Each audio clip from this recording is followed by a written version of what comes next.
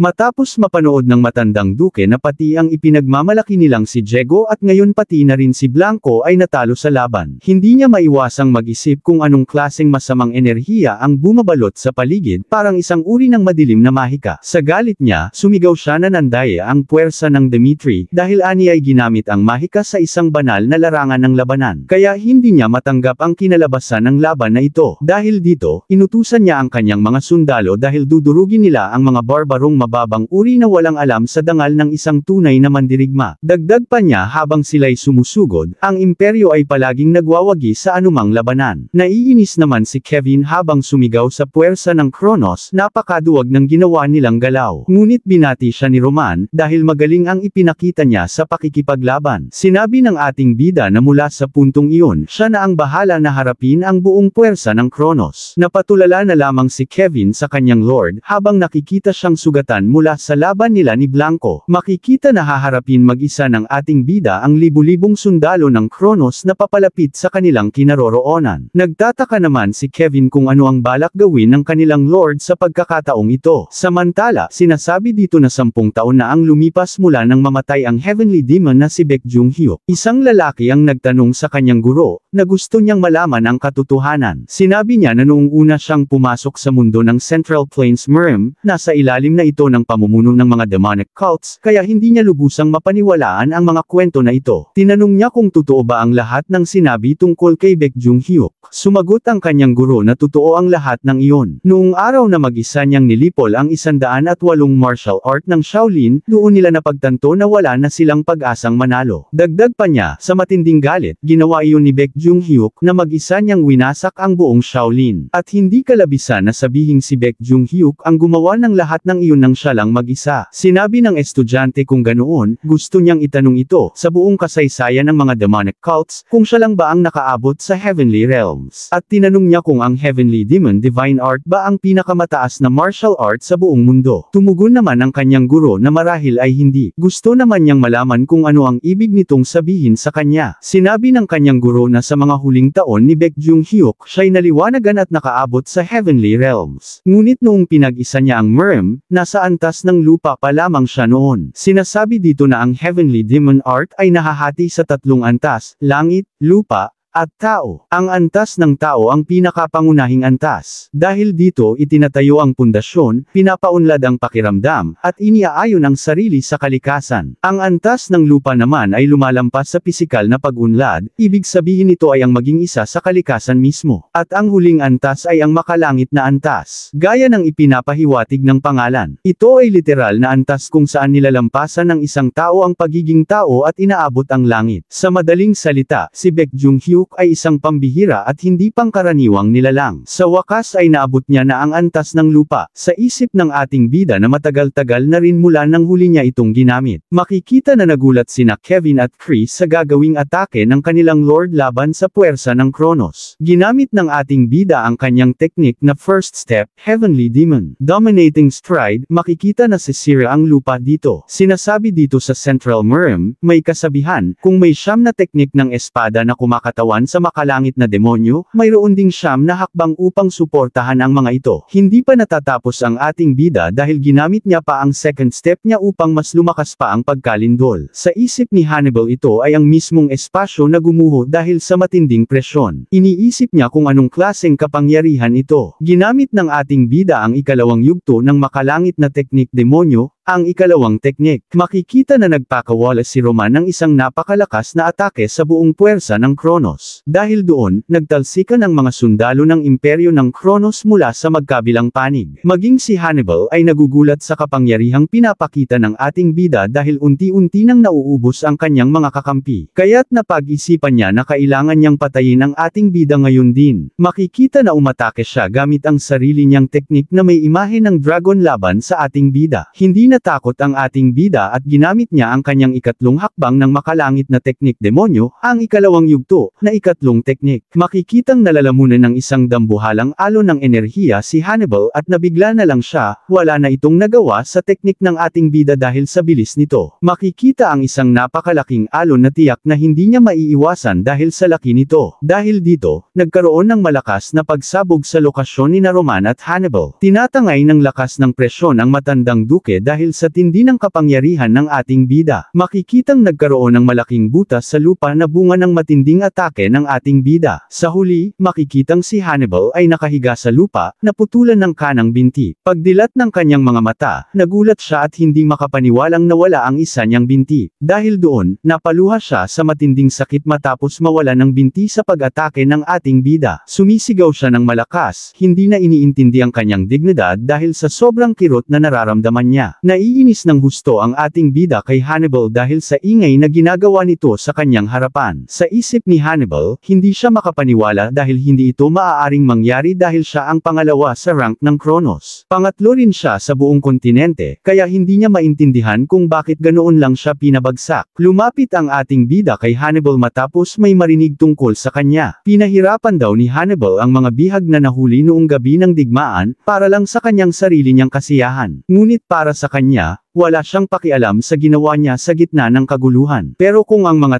taong iyon ay bahagi ng kanyang grupo, sisiguraduhin niyang mararanasan ni Hannibal ang lahat ng sakit na pinadama niya, o baka higit pa. Sa huli tinapos siya ng ating bida, kasabay ng mga salitang na ganyan mamuhay si Roman Demetri. Makikita na pinutol ng ating bida ang mga braso at binti ni Hannibal dahil sa sobrang galit nito. Dahil dito, gumapang si Hannibal papalayo habang nagmamakaawa na patawarin siya. Pinapanood lang siya ng ating bida ng malamig at sinabi na hindi pa siya tapos. Dagdag pa niya na humiga na lang siya dyan. Sa sobrang inis ng ating bida, hinablot ni Roman ang ulo nito sa lupa. Pagkatapos, binuksan niya ang bibig ni Hannibal at isa-isang binunot ang mga ngipin nito gamit ang sarili niyang mga kamay. Pinigilan naman ito ng matandang duke sa ginagawa ng ating bida sa kanyang tauhan. Galit niyang tinanong kung paanong nagawa niyang gumawa ng ganitong karumal-dumal na bagay sa harap ng lahat. Dagdag pa niya na lubusan na nitong nilabag ang hangganan. Naiinis ang ating bida at tinanong ang matandang duke kung nagsasalita pa siya ng kalokohan. Seryosong sinabi niya na kung handa itong magsalita ng ganyan, dapat handa rin itong harapin ang kanyang espada. Na dapat handa rin siyang mamatay dito. Sinasabi dito na ang tunay na makalangit na demonyo ay muling nagbalik sa buhay na ito. Habang naglalakad si Roman nagpapalabas siya ng nakakakilabot na aura habang iniiwan ang bangkay ni Hannibal. Ngunit may isang taong biglang nag-activate ng spell na Giga Lightning upang pigilan ang ating bida. Makikita na tinamaan si Roman ng matinding kuryente na sapat na upang tapusin ang buhay ng isang knight. Ang spell ay nagmula sa kanilang matandang mage na si Shepir, isang 8th circle mage na humarap mismo sa ating bida. Mayabang siyang lumapit sa harapan nila, buo ang loob na siya na ang tatapos sa buhay ni Roman. Sa isip niya ngayon, sigurado siyang matatalo na niya si Roman sa isang labanan. Dagdag pa niya, ang ating bida raw ay ang pinakadakilang swordsman sa buong kontinente. Sa simula, curious siya tungkol sa pagkatao nito, nagtataka kung sino ang naglakas loob na kalabanan ng imperyo ng Kronos nang hindi alam ang kanyang kinalalagyan. Ngunit ngayon naiintindihan niya na upang tapusin ang isang halimaw na tulad ni Roman, hindi sapat ang maliliit na apoy. Dahil siya rin, ay isa ring halimaw, katulad ng ating bida. Makikita sa kanyang palad na gumagamit siya ng ipinagbabawal na dark magic para atakihin ang ating bida. Sinasabi dito na ang ikawalong circle ay isang antas na sobrang taas, na kahit ang mismong pag-iral nito ay kinu-question ng marami. Ayon kay Shepir simula ngayon, kinikilala na niya ang ating bida bilang isang karapat-dapat na kalaban, at lalabanan niya ito gamit ang lahat ng lakas na mayroon siya. Seryoso niyang sinabi na tingnan nila kung gaano ito katagal siyang mananatiling nakatayo. Makikita na pinakawalan niya ang teknik na tinatawag na revival, na agad kumalat sa buong labanan. Dahil doon, biglang gumalaw ang mga bangkay na napatay ng ating bida kanina. Sa isang iglap, nabuhay silang muli, at mas malakas pa kaysa dati. Sa isip ng ating bida, muling bumangon ang mga bangkay na walang duda, na isa itong ipinagbabawal na itim na mahika. Sa ibaba, biglang tumawa si Hannibal dahil nabigyan siya muli ng buhay. Pero na si Roman sa ingay niya, kaya pinugutan niya ito ng ulo sa sobrang bilis. Sinabi lang ng ating bida sa kanila na isa itong nakakatawang kalokohan, dahil pinili nilang gumamit ng ipinagbabawal na mahika. Makikita na muling nagcast ng mahika ang matandang mage, at unti-unting nabuo ang maitim na ulap sa paligid. Seryoso niyang sinabi kay Roman na gusto niya na itong patayin gamit ang kanyang susunod na pag-atake. Ginamit niya ang teknik na Fury of the Heavens, at isang napakalaking kidlat ang bumagsak patungo sa ating bida. Makikita na pinadaloy ni Roman ang kanyang aura sa espada. Sa pagkakataong ito, gagamitin niya muli ang second phase, first technique. Matapang niyang sinalubong ang atake ng matandang mage gamit ang sarili niyang puwersa. Sa isang malakas na slash ng kanyang espada, nahati ang teknik ng matanda. Hindi makapaniwala si Shepir, dahil napigilan ng ating bida ang kanyang atake, kahit siya pa isang 8th circle mage. Biglang lumapit si Roman ng mabilis at walang pag-aalinlangan, patungo kay Shepir para tapusin na ito. Dali-daling iniutos ng matanda sa kanyang mga undead na sundalo na pigilan si Roman. Makikita ang mga bangkay na muling nabuhay at sumugod sa ating bida. Matapang silang hinarap ng ating bida mag-isa, ang mga undead na kontrolado ng matandang mage. Pagkatapos noon, ginamit ng ating bida ang Heavenly Demon Dominating Stride Combination, 4th step, 5th step. Makikita na pinaghihiwa niya ang mga ito sa iba't ibang bahagi ng katawan. Bigla na lang lumitaw ang isang dambuhalang kamay sa harapan niya,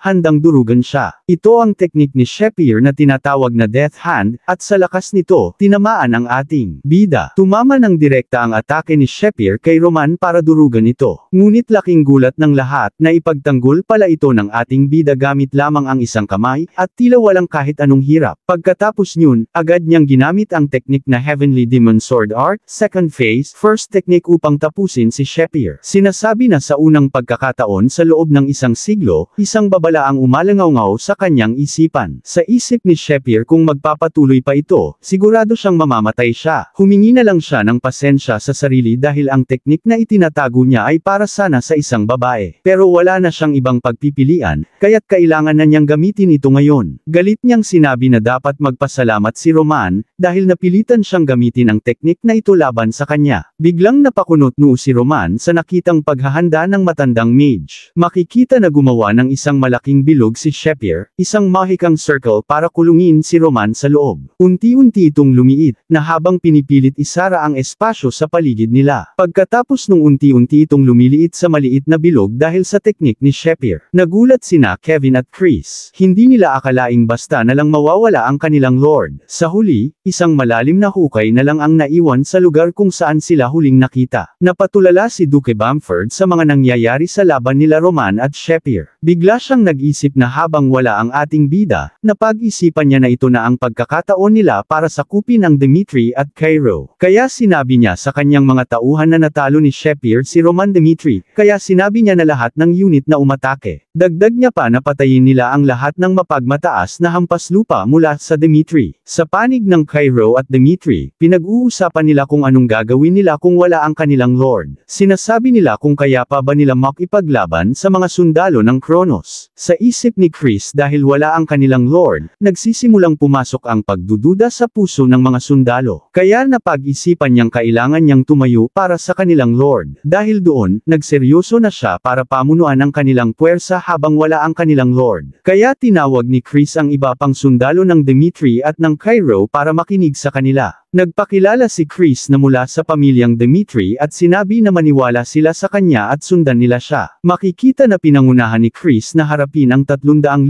sundalo ng Kronos laban sa maliit na hukbo ng Cairo at Dimitri. Nagseryoso siya na gagawa na naman siya ulit ng malakas at mabilis na pag-atake para mabawasan na ang puwersa ng kanilang kalaban. Makikita ang sundalo ng Kronos na nagiging agresibo dahil wala na si Roman sa labanan. Gumawa si Chris ng 2 lightning slash para sa mga nakaharang sa kanyang mga sundalo ng Kronos. Kaya dahil doon sa isang iglap, natalo niya ang 3 sundalo ng Kronos. At pagkatapos noon, sinabi niya na siya ay mula sa Dimitri at hindi matatalo sa laban, dahil doon sumunod sila kay Chris. Kaya't nakipaglaban na ang mga sundalo ng Dimitri at Cairo sa 100,000 sundalo ng Kronos upang tapusin ang labanan. Napamura na lang si Duke Bamford dahil sa kanila na ang mga pabigla-biglang hanggal na iyon. Kaya napag-isipan niyang pakawalan ang kapangyarihan patayin ng mga mage nilang lahat at gamitin ang lahat ng kinakailangang paraan. Ngunit natigilan sila dahil may boses na nanggagaling sa kalangitan na nagsabi na tumigil sila dyan. May isang hindi kilalang nilalang ang lumitaw sa gitna ng digmaan at sinabi niya ito sa puwersa ng Kronos at sa mga arroganting sakam. Sinabi ng nakablond na babae na binigyan niya na sila ng babala, ang puwersa ng Kronos. Ngunit sa huli, pinili nilang yakapin ang kadilimang hindi kailanman dapat ginalaw, kaya sa ngalan ng pananakop nila sa kontinente. Sinabi niya na sa ngalan ng mga Diyos, wawasakin niya ang kasamaan. Ginamit ng babaeng nakablond ang kanyang teknik na bless sa puwersa ng ating bida. Makikita na binigyan niya ng basbas ang mga tauhan ng ating bida na mapagaling ang lahat ng sugat nito. Nagulat si Chris dahil ang katawan niya ay bumabalik sa ayos, ang pagod niya ay nawala at iniisip niya kung ito ba ang banal na kapangyarihan. Tinawag naman ng babae ang kanyang mga sundalo at sinabi na sumunod na sila sa puwersa ng Kronos. Makikita na may mga sundalo siyang kasama sa likod na bigla na lang lumitaw para tulungan siya. Sa isang atake, madali niyang tinalo ang mga sundalo ng Kronos. Natakot bigla si Duke Bamford dahil nagpakita ang kanilang kinakatakutan, dahil sa ganitong takbo, mauubos silang lahat. Kaya iniutos niya sa kanyang hukbo, na lahat sila ay umatras sa laban na ito. Dagdag niya pa na bumalik na sila sa kanilang kampo at maghanda para depensahan nila agad ito. Sa isang iglap, may palaso na tumama sa kanyang dibdib, na isang palaso. Ang babaeng pamana pala sa kanya ay si Flora, isang tagapayo mula sa kaharian ng Cairo. Hindi lang iyon, dahil kasama niya sina Felix at si Marquis Vanderburg na nabawi na nila ang fortress ng mga kalaban. Natakot na lang bigla ang matanda dahil hindi nila namalayan, nakuha na pala nila ang kanilang kampo. Kaya naiinis na lang siya dahil nalamangan sila ng kanilang mga kalaban. Dahil doon, ang commander ng imperyo ng Kronos ay namatay na sa palaso ni Flora. Makikita naman na nagkakast ng spell si Felix ng malakas na fire rain sa base nila. Sa harapan ng kuta, nilamon ito ng mga Phoenix Mage na sumakop sa lugar. Ang likuran ay napaligiran na ng mga puwersa ng Dimitri Alliance, kaya unti-unting naiwang mag-isa ang hukbo ng Kronos. Matapang na sinabi ni Chris na ang agos ng tagumpay nila ay pabor na sa kanila, kaya ubusin na nila ang natitirang mga kalaban nila. Sinigaw naman ni Flora na patay na ang commander ng kalaban, kaya iniutos niya sa kanila na sugurin ang mga umatras. Ang digmaan na inaakala ng lahat ay magtatapos sa panalo ng Kronos Empire, ay nagtapos sa ganap nilang pagkatalo. Nagdiwang ang hukbo ng ating bida dahil sa panalo nila, na sinasabi nila na, kaluwalhatian para sa Dimitri magpakailanman. Nagpasalamat naman si Chris sa babaeng nakablond sa tulong nito na iligtas sila sa laban. Pagkatapos noon ay tinanong niya kung ano ang pangalan ng nagligtas sa kanila. Nagpakilala ang babae na siya si Isabel, ang reyna ng Luna, ang kaisa-isang bansang tao na nasa kabila ng Endless Mountain, sa Arcady. Sa madilim at busabos na subspace, kung saan nanatili ang maruming enerhiya. Ang lahat ay gumagalaw ayon sa kanyang kalooban, at ang mga anino ng kamatayan dito ay mas malakas pa kaysa sa mga undead sa tunay na mundo. Makikita na inatake ng ating bida si Shepir ng dalawang slash ng pag-atake, at iniisip ni Shepir kung bakit napakalakas ni Roman. Dahil doon natuwa naman ang ating bida sa ginawa niya kay Shepir, na parang ginagawa niya lang itong langgam. Kaya napatanong na lang si Shepir kung anong uri ng aura ang ginagamit ni Roman sa pakikipaglaban. Hindi ito sinagot ng ating bida at ginamit niya ang kanyang heavenly demon na dominating stride. Sinabi niya na ito ang ikapitong hakbang, at ito na ang huling teknik. Isang atake na napakalakas, wala ni isa sa buong Murm ng Central Plains ang kayang salagin ito. Seryosong sinabi ng ating bida na subukan ni Shepir na pigilan ito kung kaya niya. Makikita ang heavenly demon dominating stride, ang ikalawang yugto na ikalawang teknik na tumama sa matandang mage. Makikita na nagkaroon ng hukay sa lupa sa atake ni Roman, at si Shepir ay nakahiga na lang rito. Sa isip ng matanda, kung bakit siya natalo sa kapangyarihan ng ating bida na hindi naman divine power. Linapitan muna ito ng ating bida at sinabi sa kanya na huwag siya muna mamatay sa pagkakataong ito. Dahil kailangan niyang malaman kung bakit nakamit na ng imperyo ng Kronos ang kapangyarihang sakupin ng kontinente, ay hindi pa rin ito ipinapakita ang tunay nitong anyo. Habang makikita ang kamay ng ating bida na may aura upang kunan siya ng impormasyon. Sinasabi rito na ang demonic arts ng illusion demon ay minsan nang nagdala ng sindak sa buong Murm. Sa sandaling pumasok ito sa isipan ng ng iba, nagsisimulang maghalo ang ego ng gumagamit at ng biktima, ang double sword na dalawang talam na maaaring sirain ang isipan ng magkabilang panig. Kahit para kay Roman, isa itong matinding pasanin. Sa isip ng ating bida sa loob ng 3 segundo, sa panahong iyon, kailangan niyang makakuha ng maraming impormasyon hanggat maaari. Nang kunan niya ito ng impormasyon ukol sa plano ng imperyo ng Kronos, makikita ang itsura ni Sven na lumitaw sa dukdom ng Dimitri, at ganoon din ang kalbong mage na si Mystic na gumagamit din ng dark magic. Ang huling tao na may suot na korona ay hindi pinakita dahil natatakpan ito ng anino. Pinapawisan ang ating bida dahil hindi niya kilala ang taong iyon na pinakita ni Shepir. Kaya napatanong na lang siya kung sino ang lalaking iyon na pinapahalagahan ni Shepir. Makikita na bigla na lamang siyang napunta sa ibang lugar kung saan malayo na nagaganap ang digmaan ng Kronos at ng alyansa ng Dimitri. Nalaman na lang ni Roman kung ito ba ang pasukan ng Endless Mountain sa ibang lugar. Nasa isip niya kung namatay ba si Shepir kaya nabasag ang subspace black magic, ngunit nagtataka rin siya kung bakit siya lumitaw dito. Kaya napagdesisyonan niya na sa ngayon, kailangan niya munang bumalik sa duke ng Dimitri. Sobrang nagtataka naman si Hans nang bumalik ang kanyang young master dahil inaakala nitong nasa battlefield pa siya. Sinabi na lang niya kay Hans na may nangyari sa kanya at nagpaalam siya na bukas, aalis siya patungong Cairo. Matapos makumpirma ni Roman sa pamamagitan ng magic communication ang tagumpay nila at ang pag-iral ni Isabel, nangakong makikipagkita siya rito sa Cairo. Ngunit bago niya ito makilala, may kailangan muna siyang hanapin. Naglakad-lakad ito sa kanilang library upang maghanap ng impormasyon. Habang naghahalungkat ng isang libro ang ating bida, nasa isip niya na nahanap na niya ang kailangan niyang malaman patungkol sa nakita niya. Ito ang Maximilian,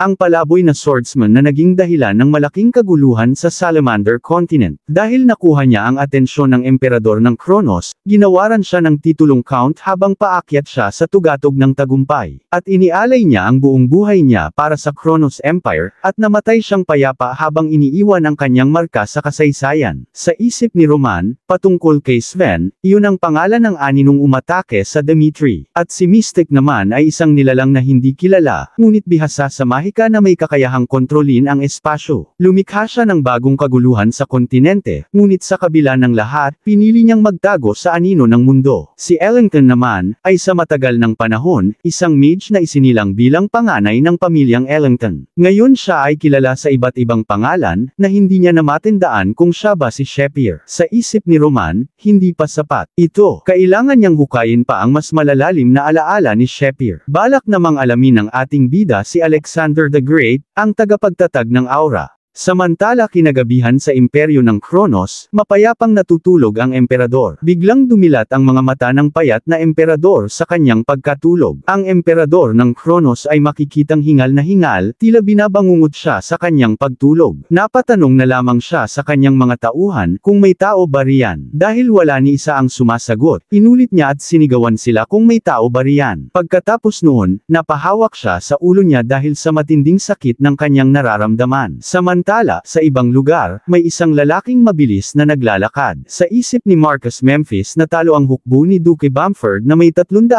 sundalo sa kamay ng Dimitri. At ang galit ng emperador ngayong gabi ay tiyak na wala sa katwiran. Sobrang naiinis siya kay Duke Bamford dahil ang yabang-yabang niya sa tagumpay, tapos ganito lang pala ang magiging resulta niya. Pagkatapos noon, makikita ang mga matataas na opisyal ng imperyo ng Kronos dahil sa malaking pagkatalo nila. Sinabi ng mga bantay sa kastilyo na ang kanilang kamahalan ay dumarating na. Makikita na dumating na ang kanilang payat at maputlang emperador upang solusyonan ang kanilang problema. Sinabi niya na may buong pananagutan siya sa digmaang ito na nagsimula sa walang saysay na dahilan. Kaya siya ay magpapahayag ng tigil putukan dahil sa laki ng nawalang sundalo sa kanila. Nagulat naman si Baron Charlton at tinanong ito, na parang hindi sang-ayon sa utos ng kanilang emperador. Nagsalita na rin si Marcus Memphis na kahit natalo sila sa Dimitri, may bahagi pa ng kanilang puwersa na ipinadala sa kaharian ng Umberto at Odelia para sa iba pang operasyon. Kaya tinanong niya sa kanilang emperador kung bakit bigla silang magdedeklara ng tigil putukan. Malamig na tinanong ng emperador kung ibig bang sabihin ni Marcus Memphis ay labagin ang kanyang utos. Dahil doon ay napahinto silang lahat at natakot sa aura ng kanilang emperador. Sinabi ni Marcus Memphis na hinding-hindi niya ito susuwayin, dahil susunod siya sa kanya at ipatutupad ang tigil putukan. Isang hindi inaasahang utos mula sa emperador ng Kronos na magkaroon ng tigil putukan na ipinatupad sa bisa ng utos ng imperial. Sa parehong sandali, ang kabisera ng Cairo ay nagdiwang para sa tagumpay sa kanlurang harapan. Samantala, nagkita na sina Roman at Isabel kung saan nagpakilala ang ating bida bilang si Roman Demetri mula sa Dukedom ng Demetri. Nagpakilala rin si Isabel ang reyna ng kaharian ng Luna. Pagkatapos noon, nagpalitan sila ng talakayan tungkol sa mahahalagang issue. Sinabi ni Roman ang tungkol kina Sven, Mystic, Zephyr, at maging si Alexander, na mga nilalang na tanging sa matatandang kasulatan lamang nababanggit ay muling lumitaw. Dagdag pa niya, ang mga taong iyon ay hindi na dapat umiiral sa mundong ito, ngunit ngayon ay buhay at nasa panig pa ng Kronos. Sinabi ng ating bida na diretsuhin na niya si Isabel kung ano bang itinatago ng imperyo ng Kronos. Sinabi ni Isabel na upang maunawaan ang katotohanan, kailangan niyang malaman ang propesya ng Luna. Dahil noong unang panahon, bumukas ang Gate of the World, at isang malamig na enerhiya ang nagyelo sa buong mundo. Ang kalamidad na naiwan ay patuloy na nananatili hanggang ngayon. At hindi naglaon, ang World Tree ng Arcadia ay nagyelo rin dahil sa lamig. Naalala naman ni Roman ang punong iyon, kung iyon rin ba ang binanggit ni Brown Boulder sa kanya. Sinabi ni Isabel na ang kalamidad ay hindi basta lamig o kamatayan, dahil ang tunay na tinutukoy nito ay isang tao. Nagulat ang ating bida dahil isang tao ang bumaba sa kontinente ng Salamander sa pamamagitan ng Gate of the World. Dahil sa kasakiman, niyakap niya ang kapangyarihan ng kadiliman at nilamon ang buong imperyo ng Kronos. Sinabi ni Isabel na sa loob ng maraming henerasyon, ang kanilang mga ninuno ay nagsilbing tagapangalaga upang supilan ang kalamidad. Ngunit ngayon nasa hangganan na sila. Tinanong naman ni Roman kay Isabel kung sino ang taong iyon na magdudulot ng kalamidad. Sinabi ni Isabel na siya si Alexander, ang emperador ng Kronos at ang tagapagtatag ng Aura System. Dahil nang siya'y dumating, lumitaw ang mga Aura Swordsman at ang mga Knight ay nagkamit ng bagong kapangyarihan. Si Emperor Alexander ay isang nilalang na sinapian ng kaluluwa mula sa ibang dimensyon. Sinasabi ng mga tala ng kasaysayan na noong unang beses siyang lumitaw sa mundong ito, siya ay isang taong mula sa gitnang kapatagan na may pangalan na mahirap bigkasan. Sinabi niya na ang pangalan niya ay Kim Pansok, isang martial artist mula sa Central Plains. Samantala isang araw, habang nangunguha ng halamang gamot sa bundok ang isang lalaki, biglang nagdilim ang langit, kumulog, at hinigop siya ng isang mahiwagang enerhiya, pagkatapos nun ay umugang ang kalangitan na tila galit at nilamon siya patungo sa langit. Habang tahimik na nangunguha si Kim Pansok ng gamot, siya ay biglang hinigop paloob ng portal habang siya sa takot. Si Kim Pansok ay natakot sa kanyang nasasaksihan, dahil hinigop siya pataas ng kalangitan. Pagkabukas ng kanyang mga mata, tinawag siya ng mga katulong na Lord Alexander at tinanong kung maayos lang ba siya. Ngunit tinaman niya sila at sinabi na ang tunay niyang pangalan ay Kim Pansok. Sa harap ng isang ordinaryong mamamayan na dating nag-aalala sa pang-araw-araw na pamumuhay, isang marangya at makapangyarihang buhay ang biglang dumating sa bagong mundong ito. Sa isip ni Alexander ang saya-saya niya dahil sa kanyang natatanggap, na sana hindi na ito matapos. Ngunit habang lumilipas ang panahon, nagsimulang pumutok ang mga bitik ng kasinungalingan sa masayang mundong iyon. Napagtanto ni Alexander na hindi siya isang lehitimong tagapagmana, at maaaring mawala ang lahat kung hindi siya pipiliin bilang susunod na emperador. Nag-aalala siya at iniisip dahil wala siyang alam sa politika. Kailangan niyang makahanap ng paraan, isang paraan para mapagtagumpayan siya. Naalala niya sa isip ni Kim Pansok ang mga tao na binabati ang Heavenly Demon na si Baek Jung-hyuk sa pagbabalik nito sa Merm. Kaya dahil doon, nakaisip ng paraan si Alexander upang maging matagumpay siya. Sa kontinente ng Salamander, umiiral ang mahika, ngunit walang sining ng pakikipaglaban o martial arts rito. Kaya kung magagamit niya lamang ang martial arts sa kanyang nakaraan, siya na ang susunod na magiging emperador ng Kronos. Pagkatapos noon, ikinulong ni Kim Pansok ang sarili sa kanyang silid araw-araw, na desperadong sinisikap balikan ang mga alaala ng kanyang nakaraang buhay. Sinabi ng isang lalaki sa kanya noon na ang martial arts ay simple lamang, ang daloy ng panloob na enerhiya. Bigla niyang naalala ang mga salitang iyon na sinabi noon ng isang third-rate martial artist na nakasalubong niya sa nakaraang buhay. Bagamat malinaw na isa lamang itong kay-abangan mula sa isang hampas lupang mandirigma, kumapit siya rito at inalala ang nakaraan upang mabuhay. Pagkatapos ng di mabilang na pagkabigo, nagsimula siyang dumukot ng mga alipin at gumawa ng eksperimento sa tao. Nang ang mga bangkay ng alipin ay nagsimula ng magsalansan na parang bundok. Sa wakas ay nasaksihan niya ang pagbuo ng enerhiya sa kanyang core at ang pag-usbong ng aura energy. Kaya dahil dito, nagsimula ang alamat ni Alexander sa kontinente ng Salamander dahil sa pag-imbento niya ng aura energy. Dahil ang mga swordsman Potion, na noon ay ginagamit lamang bilang sakripisyo ng mga mage, sa wakas ay nagkaroon sila ng pagkakataong umangat sa pamamagitan ng kanilang sariling lakas. Si Alexander, na noon ay itinulak sa laylayan ng linya ng tagapagmana, ay biglang nagtaglay ng tunay na kapangyarihan. Subalit ang aura na kanyang nilikha ay isa lamang mababaw na kopya ng martial arts ng Mirim. Habang patuloy niyang pinapalalim ang kanyang pag-unawa, lalo ring ilinaw ang mga kahinaan nito. Ang kagustuhang kumapit sa kapangyarihan ay lumago, hanggang sa naging pagkahumaling at tuluyang naging kabaliwan. At sa huli, isang bagong hinaharap ang inilantad ukol sa kanya. Makikita na may lumitaw na masamang anino sa likuran ni Emperor Alexander. Sinabi ng anino sa kanya na kung susunod siya sa kanya, ipagkakaloob niya rito ang tunay na kapangyarihan. Sa puntong iyon, nagsimulang magbago ang landas na tatahakin ng buong imperyo ng Kronos. Sa isang flashback, tinanong ng isang lalaki si Lucas kung anong dahilan niya kung bakit siya nasa Umberto. Sumagot si Lucas na dahil direkta siyang tinanong, hindi na niya paliligay-ligoy pa ang kanyang pakay. Sinasabi dito na siya ang pinuno ng ignoble clan na si Lucas. Sinabi niya na habang isinasagawa ng kanyang lord ang operasyon upang lipulin ang puwersa ng mga assassin, nakakuha sila ng dokumentong may label na Class 1 Assassination List. Napatanong naman ang simbolo ng militar ng Umberto na si Marquis Drake kung nasa listahan ba siya. Ngunit tinanggi ito ni Lucas na wala siya sa listahan ng mga dapat paslangin. Pagkatapos ay tumingin siya sa kabila, sa likuran ni Marquis Drake. Tiningnan niya ang panganay niyang anak at sinabi na ang panganay niya ang nasa listahan. Ang panganay niyang anak na si Calderson Drake ang nasa listahan. Sinasabi dito na isa itong henyo sa espada, at sa edad na 30, nagising na ang kanyang 3-star aura. At ang mag-amang Drake ay kinikilalang sagisag ng pag-asa at kinabukasan ng kaharian ng Umberto. Pagkatapos malaman iyon ni Marquis Drake, nagalit siya, paano raw naglakas loob silang pagtangkaan ang tagapagmana ng House Drake. Sumang-ayon naman si Lucas. Binalak nga nilang patayin ang kanyang anak at palabisang gawa ito ng isang traidor mula sa loob ng Umberto. Kaya kung sakaling malugmok ang Umberto sa kaguluhang panloob, mawawalan sila ng lakas upang labanan ang panlabas na banta ng imperyo ng Kronos. Dahil naparito siya bilang atas upang bigyan sila ng babala. Seryosong tinanong ni Marquis Drake kay Lucas kung iyon lang ang sasabihin niya. Sinabi niya na mahalaga na rin ang babala na iyon, ngunit kung iyon lang ang dahilan, hindi siya pupunta roon ng personal. Napangiti naman si Lucas sa pinapakitang tapang at talino ni Marquis Drake sa kanyang harapan. Sinabi ni Lucas na mula rito, sasabihin na niya ang mga susunod na hakbang. At matapos ang pagbisita ng kanyang lord sa kaharian ng Redford, pagkatapos ay pupunta siya sa imperyo ng Valhalla. At pagkatapos nun, napakataas ng posibilidad na tuluyan ng sumiklab ang digmaan laban sa Kronos Empire. At sa panahong iyon, kailangang mamili ang kaharian ng Umberto. Dahil kung patuloy silang iiwas sa labanan gaya ng dati, tuluyan ng mawawala ang pagkakataong baguhin ang balanse ng kapangyarihan sa buong kontinente. Tinanong naman ni Marquis Memphis kung ipinapahiwatig ba ni Lucas na dapat silang makipagdigma ng lubusan laban sa Kronos. Sumagot si Lucas na hindi atres ang pamilyang Dimitri laban sa imperyo ng Kronos. Samantala sa kasalukuyan, nagpaalam na ang ating bida sa matabang hari, dahil wala nang puwang ang Odelia sa kanila. Dahil doon, napatigil ang hari ng Odelia, dahil wala na silang kakampi na handang ipagtanggol sila laban sa Kronos. Kaya kaagad niyang iniutos sa tauhan niya na ikonekta siya agad sa kaharian ng Umberto. Nang ikonekta nila ito sa Umberto, isang knight ang nagpakita sa kanila upang makipag-usap. Makikita na may pumapatak na dugo sa loob ng kastilyo ng Umberto. Nagulat ang hari ng Odelia dahil ang nakita niya ay si Calderon Drake, at makikita na pinaslang nito ang hari ng Umberto. Habang ang matabang hari ay naguguluhan kung bakit pinatay ni Calderon Drake ang hari ng Umberto. Sa isip niya, ang sagisag ng militar ng Umberto, ang tagapagmana ng House Drake, pagkatapos ay pinaslang niya ang hari. Sinabi ni Calderon Drake na batay sa itsura ng hari ng Odelia, mukhang ipinagkanulurin ito ng imperyo ng Kronos. Kaya sinabihan niya ito na hindi niya sana hinayaang mangyari ang ganitong trahedya sa kanilang kaharian. Pinaliwanag niya na,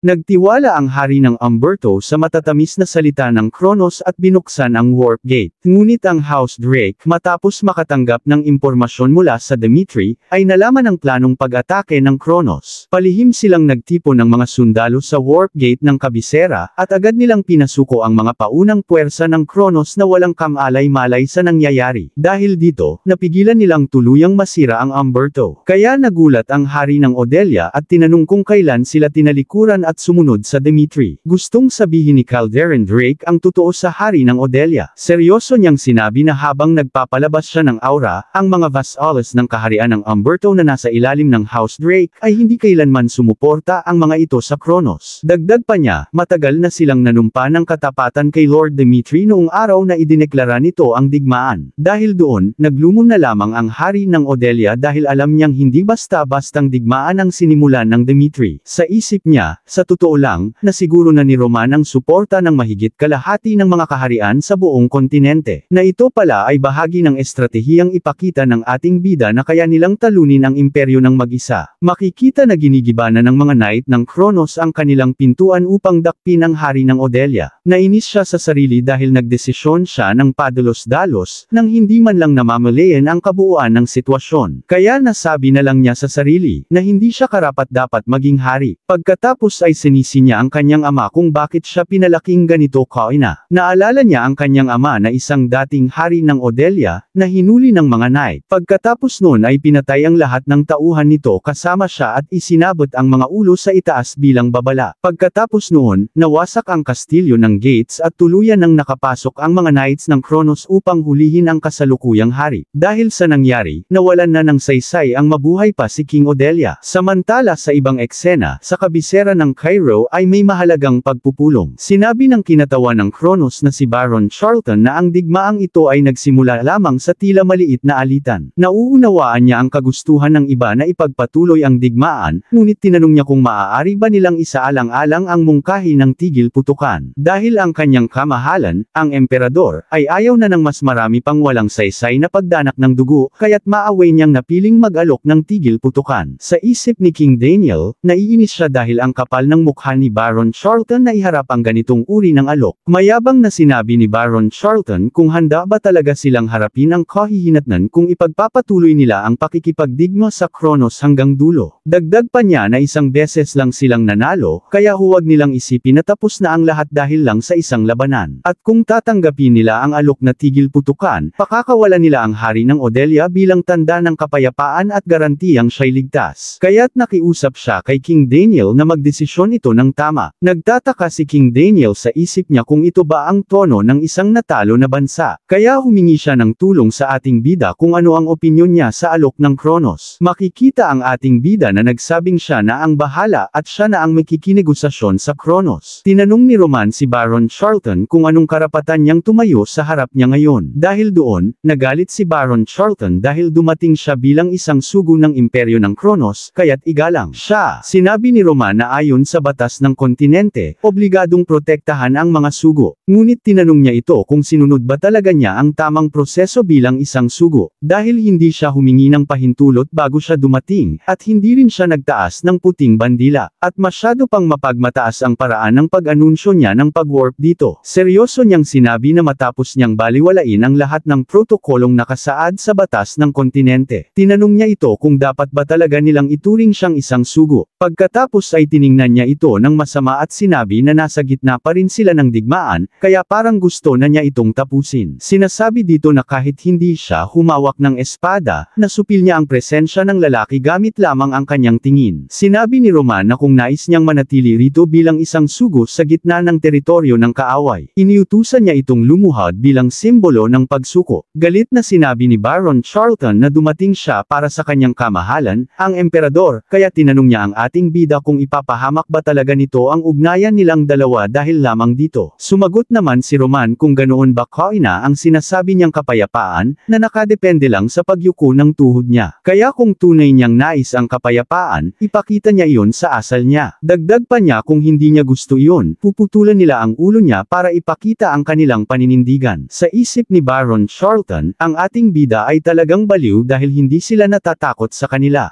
Habang nagpapalabas ng aura ang ating bida sa lubos niyang galit sa kay-abangan ni Baron Charlton, ginamit ng ating bida ang kanyang teknik na death patungo sa kanya. Ang kamay na aura ng ating bida ay hindi niya ipinagpatuloy upang saktan si Baron Charlton. Dahil sa sobrang takot niya, humingi ito kaagad ng tawad at biglang lumuhad sa harap ni Roman. Sinabi niya kay Roman na dapat ay sinunod niya ang tamang proseso, ngunit hindi niya inisip na sila ay nasa isang sitwasyong tulad ng digmaan at nakagawa siya ng padalo padalos-dalos na pagkakamali. Kaya't hinihiling niya sa ating bida na kumalma at patawarin niya siya. Nagulat naman si King Daniel dahil ang isang kinatawan ng Kronos ay kumikilos ng kaiyahiya at sunod Sun Yuren sa ating bida. Dagdag pa niya, walang ganitong pangyayaring nangyari noon. Sinabi ni Roman na hindi niya pinagkakatiwalaan ang kanilang mungkahing tigil putukan. Dahil anuman ang mga kasunduan, ang loika ng kapangyarihan ay hindi maaaring pigilan ng isang kasunduan lamang. Kaya seryoso niyang sinabi na kung talagang nais ng imperyo ng Kronos ang tigil putukan, kailangang ipakita nito ang isang taos-pusong layunin na kaakibat ng Hungarian iyon. Tinanong naman ni Baron Charlton kung ano ang ibig niyang sabihin. Sinabi ni Roman na kung maghahain sila ng 500,000 ginto bilang paghahanda para sa digmaan, tatanggapin niya ang tigil putukan. Nagalit naman si Baron Charlton dahil napakalupit ng kahilingan ng ating bida. Seryosong sinabi ni Roman na sa digmaang ito, maraming inosente ang pinaslang, dahil dapat patunayan ng kaharian sa kanyang mamamayan na hindi nasayang ang pagkamatay ng kanilang mga mahal sa buhay. Kaya kung hindi nila matatanggap ang mga kondisyong ito, muli nilang itutuloy ang digmaan. Gusto namang malaman ni Baron Charlton kung ang ibig niyang sabihin ay hindi sakop ng kasunduang ito ang kaharian ng Odelia. Tinanong siya ng ating bida kung bakit siya nagtatanong tungkol sa kapalaran ng mga taong hindi naman niya nasasakupan. Na habang nakatitig siya sa mga mata ni Roman, napakalamig na halos nakakakilabot at napagtanto niya, sa kaibuturan ng kanyang kaluluwa, kung anong klaseng tao talaga siya. Samantala kinagabihan sa imperyo ng Kronos, iniulat ni Baron Charlton sa kanilang emperor ang kanilang kasalukuyan na kalagayan. Kaya kung ipag-uutos niya, wawasakin nila ang negosasyong ito at ipapakita sa mundo ang hilakbot ng kanilang imperyo. Nadismaya naman ang emperador ng Kronos kay Baron Charlton, dahil malinaw ang utos niya sa kanya na siguraduhin ang tagumpay ng negosasyong ito. Dagdag niya pa, naiinis siya sa arroganting kahilingan ni Roman na 500,000 ginto, at mas kaunti ang galit na nadarama niya sa kahilingang iyon, kaysa sa pagkaluhod niya ng tuhod sa harapan nila. Biglang tinutok ng mga knights ng Kronos ang espada kay Baron Charlton na handa na itong parusahan. Sinabi ni Baron Charlton na nakagawa siya ng isang mabigat na kasalanan na karapat-dapat tumbasan ng kamatayan. Kaya nakiusap niya na kahit ngayon lang, pagbigyan siyang mapatawad. Seryosong sinabi ng emperador ng Kronos na gagawin niya ang tigil putukang ito, dahil ito ang huling hakbang tungo sa pananakop nila sa buong kontinente. Dahil sa hinaharap na nakikita niya para sa Kronos, kahit sila ay matalo, hindi dapat kailanman madungisan ang dangal ng kanilang imperyo. Kaya't sinabi niya sa kanya na tanggapin na lamang niya ang kanyang kamatayan. Sinigaw ni Baron Charlton na buong puso niyang inialay ang sarili niya sa Kronos hanggang sa huli. Dahil gumapang siya tulad ng isang aso sa utos niya, tapos papatayin niya lang siya dahil lumuhad siya minsan. Pagkatapos nun pinagbantaan niya ito na kapag pinatay niya siya, ang kaluluwa niya'y susundan siya. Makikita ang ulo ni Baron Charlton na gumugulong sa sahig dahil tinapos na ito ng mga knights. Ngunit hindi nila alam na kinokontrol pala ito ni Alexander, ang emperador ng Kronos. Sa isip niya patungkol kay Roman Dmitri, sabik niyang malaman kung sino talaga siya. Nahayaan niyang ipakita sa kanya ang dahilan kung bakit iniwan niya ang martial arts at pinili ang mahika. Pagkatapos niyang sumanib sa emperador ng Kronos, bigla siyang nag-teleport sa isang lugar. Makikita na pumunta siya sa kabisera ng lungsod ng Odelia na puno ng mga tao. Makikitang nagkakast siya ng madilim na mahika na gagawa ng masamang balak. Pagkatapos noon ay pinatama niya ito sa kalangitan ng kanyang magic. Makikitang may nabuo na napakalaking bato sa himpapawid patungo sa kabisera ng Odelia. Tuwang-tuwa naman ang baliw na emperador sa masama niyang gagawin sa kawawang kaharian ng Odelia. Makikita na winasak niya ang kabisera ng Odelia sa pamamagitan ng maraming meteor. Sinasabi dito, ang kabisera ng Odelia ay nawasak sa iisang spell lamang. Mayabang na sinabi ng baliw na si Alexander, kung gaano daw katagal bago niya masira ang isang kabisera sa ganitong antas. Pagkatapos nun, ipinahayag ng Kronos Empire ang isang ceasefire mula sa duke ng Dmitri. Tuwang-tuwa naman ang mga